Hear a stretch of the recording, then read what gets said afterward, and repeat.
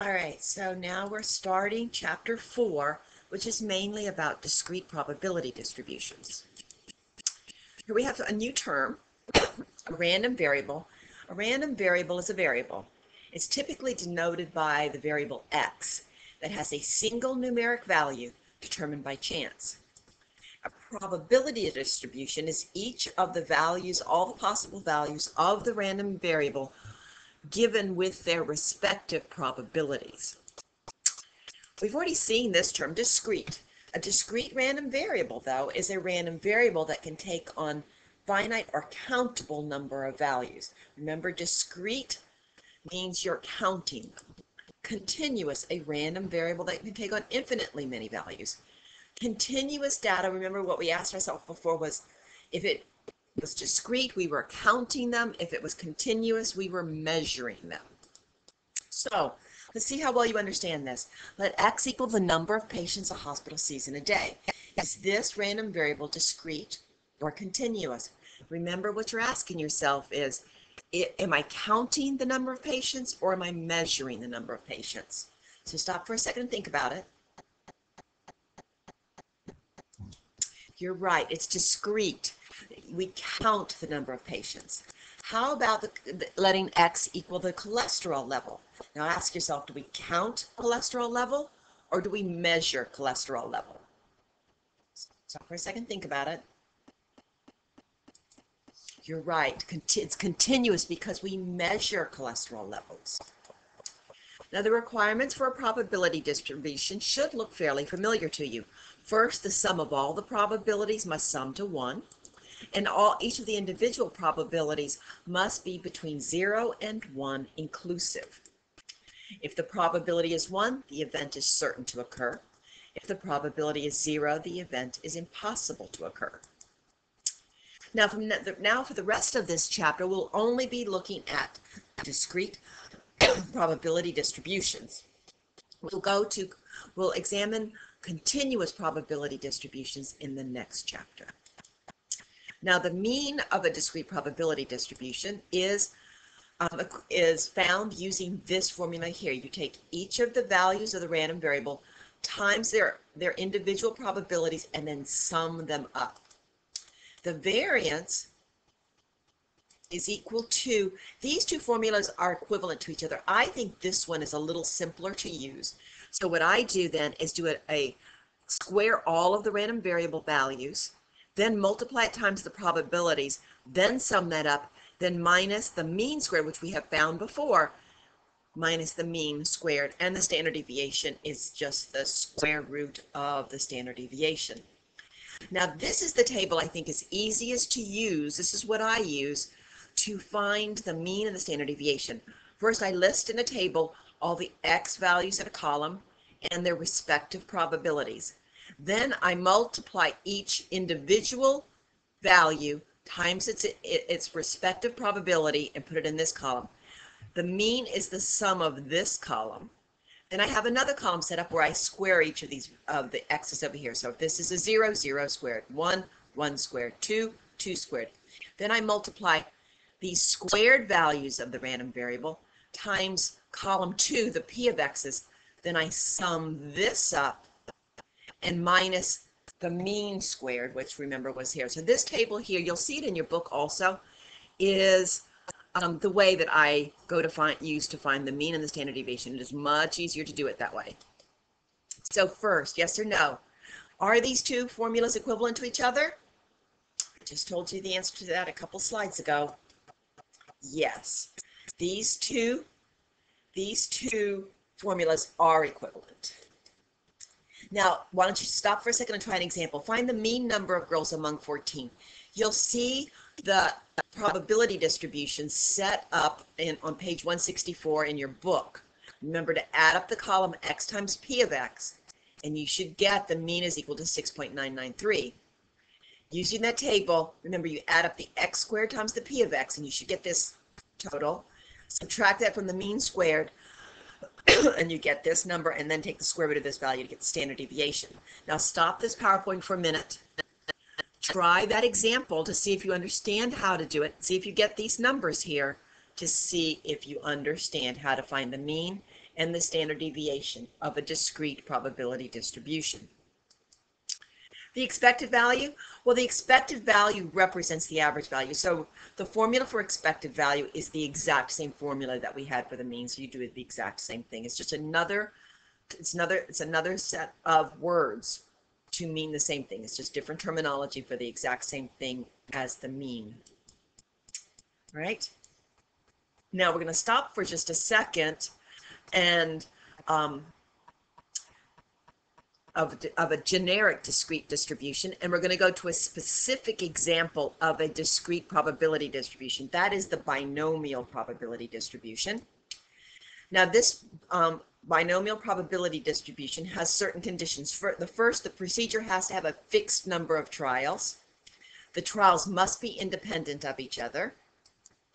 That means, remember from chapter 3, the outcome of any individual trial does not affect the probabilities in the other trials. Each trial has to be classified as either a success or a failure, or any two categories. And the probabilities remain constant for each trial. Let's think of an example that might be binomial. All right, suppose I'm going to toss a coin 20 times, and let random variable x equal the number of times the coin lands on heads out of the 20 times. The procedure has a fixed number of trials, right? I said ahead of time, I'm going to flip a coin 20 times, a fixed number of times. The trials are independent. What happens on toss 1 has no effect on the probabilities of landing on heads on trial 2 or 3 or 4 or so on. The trials consist of only 2 outcomes, success or failure, and the probability remains constant for each trial. Every time I toss the coin, the probability of it landing on heads is the same. Now notice, clearly there's only 2 possible outcomes for tossing a coin, but I could take something that has more than 2 outcomes. So suppose I say I'm going to roll a die and let x 20 times, and I'm going to let x equal the number of times the die lands on 2. Now there's more than 2 outcomes on the 6-sided die, but if all I'm recording is lands on 2 or doesn't land on 2, then I have reduced it to only 2 outcomes. So let's stop for a second and see if you understand that. Surveying 500 couples by asking them if they have children. Ask yourself if this meets those conditions we just saw in the previous slide. Yes, because there's only 2 possible answers. Yes, they have children, or no, they do not have children. How about this one? Asking the couple the age of their children. No, because the ages are 2, 4, and 6. My children's ages are 3, 5. More than 2 possible outcomes, and I have not eliminated it to, do you have a 2-year-old or not? The notation for the binomial distribution is S will denote successes, F denotes failures. P of S is denoted by a lowercase p, the probability of a success in one trial. P of F is denoted by Q, which is always 1 minus P. N denotes the number of trials, and X denotes the number of successes out of those N trials. And the probability of X denotes the probability of getting X successes in N trials. Note, though, normally when we sample without replacement, then the trials are not independent. We saw this in chapter 3. But if the sample size is small enough, and small enough is no more than 5% of the population we're drawing from, then we will consider the events to be independent. Now, there are 3 different ways to calculate binomial probabilities. First, by a formula, which will come up next, by the table in the back of your textbook, and we're going to just briefly mention that, and then by technology using Minitab, and you're going to get a lot of practice with this in your Minitab lab that is assigned for this week. The formula. Okay, so for x equal to 1, 2, or 3, the probability of x is equal to this formula, where n factorial is equal to n times n minus 1 times n minus 2, continuing on all the way down to 3 times 2 times 1. This formula here is denoted by combination of n choose r or n choose x. It's really probably should be an x in here. You see this button on a lot of your calculators, so you can use that calculator button if you want. So why don't you try problems chapter 4, section 3, number 26. N was 6, P was 9%, which means Q is 1 minus 9% or 91% written as a decimal, and we're looking for exactly 2 successes. So we have 6 factorial over 4 factorial 2 factorial times 0.99 squared times 0.91 to the 4th, and we get 0.0833. You try this on your calculator, make sure you can get the same answer. Now let's try using the table. Let's let N be 11, X be 7, and P be 40%. Did you get 0.070? Try to examine the table. Stop for a second and examine the table to make sure you understand how to read the table. Using Minitab, now that's what we're going to do in our Minitab lab, and so this is what we're going to concentrate on. To find binomial probabilities, along the top you'll see a button that says Calc. When it drops down, you can have some choices. The next, pick the choice probability distributions. Another box opens up with many different probability distributions. Choose binomial. You're going to select the probability button if you need to find the probability that X is equal to some number. Then we're looking for the probability that X is 2. Or you select cumulative probability to find the probability that X is less than or equal to X. Those are numbers like X is at most 2. Or the probability that X is greater than or equal to X. But in this case, look, come down here and look. If we're looking for the probability that X is at least X, those are the words that stand for that symbol. It's always going to be 1 minus the probability that X is less than or equal to the number we're looking for minus 1. And then you enter the sample size, the probability, and X is our input constant. You'll see these instructions in more detail in your Minitab lab book. So let's try this example. Chapter 4, section 2, number 17. Now N was 5. P is 1/4 because only 1 out of the 4 answers is correct, which is the same thing as 0.25. Let's find these 3 probabilities. First, let's find the probability of getting exactly 3 correct. All right, so you select probability, and your input constant is 3, and you inputted N was 5 and P was 0.25, and you should have gotten 0.0879. Okay. Then probability that X is at least 3 is 1 minus the probability that X is less than or equal to 2. So you select cumulative probability and you input the constant 2, but your answer is 1 minus the Minitab answer. The probability that X is less than 3, Minitab does less than or equal to, so less than 3 in the counting numbers is less than or equal to 2. So it would be 0.8965. Before you start the Minitab lab, why don't you stop the PowerPoint for just a minute and go open up Minitab, try these 3 problems, and see that you understand how I got these answers. To find the mean, the variance, and standard deviation of a binomial probability, we do not use Minitab, we just use these very simple formulas. The mean is just N times P. The variance is N times P times Q. And the standard deviation is just the square root of the variance. The last example of a discrete probability distribution that we're going to look at is known as the Poisson distribution. The Poisson distribution is discrete, but instead of counting the number of successes out of n trials, we're counting the number of successes out of a specified interval of either time or space. Okay, so for example, the random variable X could be the number of defects I see in a pane of glass that is square foot wide and long. Okay, so we're looking for counting the number of successes in an interval of either time or space.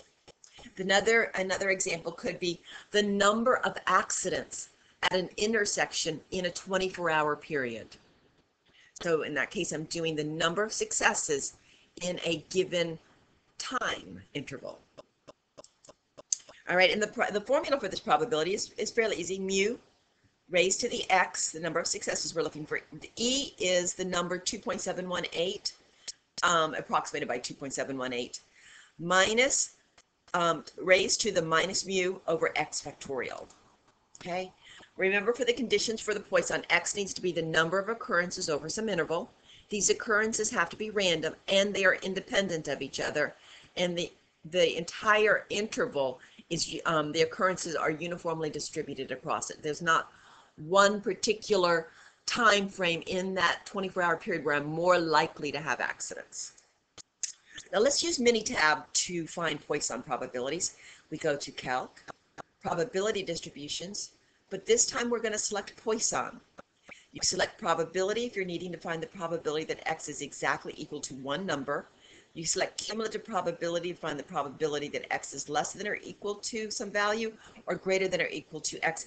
And this same idea works. It'll be 1 minus the probability that x is less than or equal to 1 minus this number.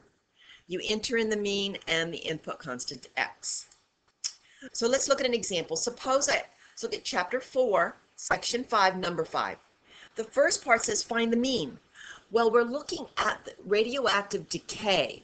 We started off with 1 million, and after a certain time, after a day, we have 977,287 atoms left. So how many decayed? This minus that, and that was over the entire year, and we want to know per day. So the average per day, divide this number by 365 days in a year, and I get the mean is equal to 62.23. So then to continue, to find the probability that on a given day 50 radioactive atoms decay, we go to Calc, probability distributions, Poisson. We enter in the mean, which we just found a minute ago, to be 62.23. We enter input constant equal to 50, and we're looking for exactly only 50, so it's probability, and we get the answer as 0.0155. You're going to again get some more practice of doing Poissons in your Minitab lab that's due this week. So that is the end of chapter 4, and you can now go do your assigned problems from the textbook and the Minitab labs.